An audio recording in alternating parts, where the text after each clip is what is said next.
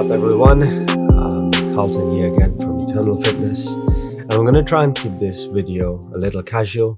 Just wanted to talk about my HYROX race on Saturday the 30th of November. The good thing is that I completed the race, but in my opinion I feel like I failed a little because I didn't get the time I wanted to. I was aiming for anything up to an hour and a half, and I ended up doing it in an hour 30, which is 6 minutes over as opposed to what I would have liked. For some, it may seem like it's just a few minutes over, but I'm happy that I got to experience what the race is like.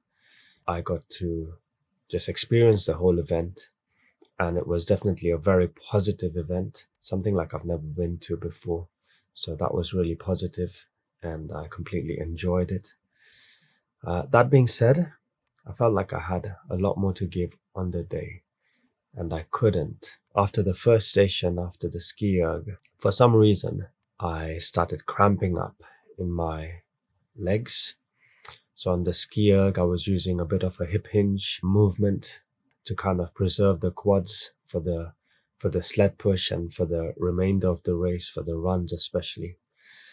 But for some reason, I started cramping in my hamstrings, and it wasn't severe at the start, but as I progressed onto the stations, one after the other, it started getting worse and worse and worse.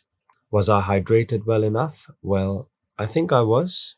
I paid quite a lot of attention to my water intake leading up to the race. In fact, the whole week leading up to the race, I was pretty much on point with my water intake, with my electrolyte intake, my food.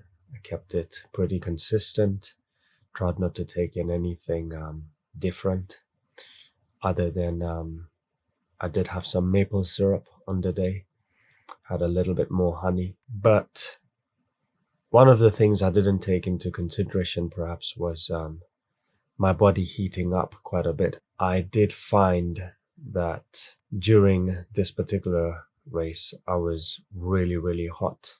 And perhaps something I should have done in the first run and the first lap itself after I got in. Sorry, not the first lap, but after the first run and walking into the ski erg, I should have topped up with a little bit of water. Perhaps that might have helped because I was sweating a lot during the race. So the cramps, they started off in the hamstrings, and after the sled push, they kind of moved on into the quads.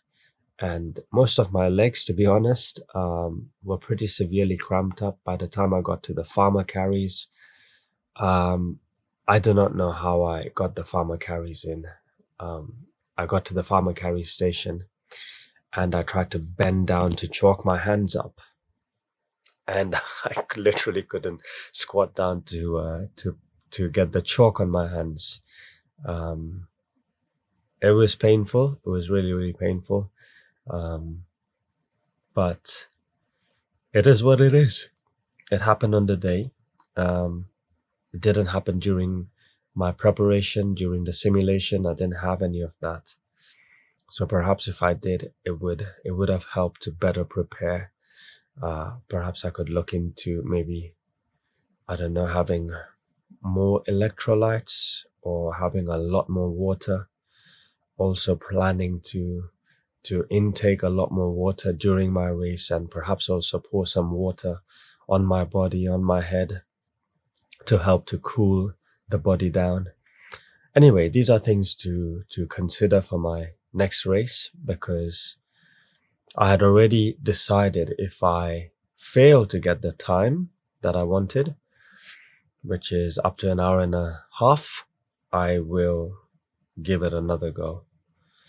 And so now that I kind of failed at that, I'm not going to quit.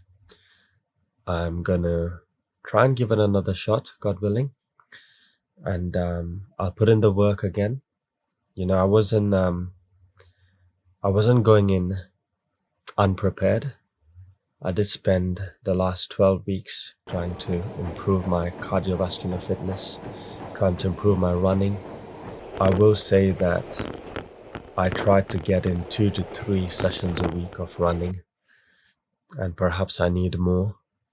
The reason I couldn't get any more than that is my knees. I would have a lot of pain in my knees, especially in my left knee, which is my operated knee.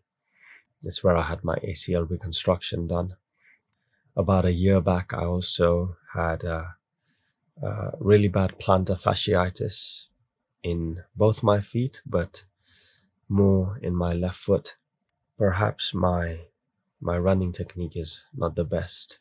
My form while running is not the best. I try and implement some of the techniques I've learned from watching some people online and following some runners. So I try to not overstride. I try to use more of a midfoot rather than a heel strike. But it is what it is. I gave it my best shot, and on the day I didn't perform as I would have liked, but that's life. And we take the positives from it. We take the experience, and we try to work hard at it again one more time, and I'm gonna give it another shot. So what I have for you now is just a really short summary of the day with some of the runs and most of the stations besides the rowing station. My cameraman, my good friend, one of my good friends who was helping me out with the filming, shout out to him. Miles, thanks for doing that. I think he got caught up, and I don't know whether he couldn't find the rowing station or he got mixed up between the stations. But anyway, so I don't have any rowing on there, but I have some of the other stations. So enjoy.